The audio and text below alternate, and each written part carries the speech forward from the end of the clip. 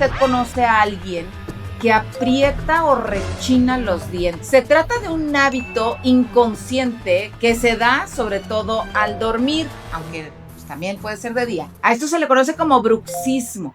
Muchas personas no saben que lo padecen hasta que presentan problemas dentales o también en la mandíbula, dolores excesivos de cabeza, etc. Esto puede tener graves consecuencias a la salud, tanto general como dental, además de trastornos del sueño.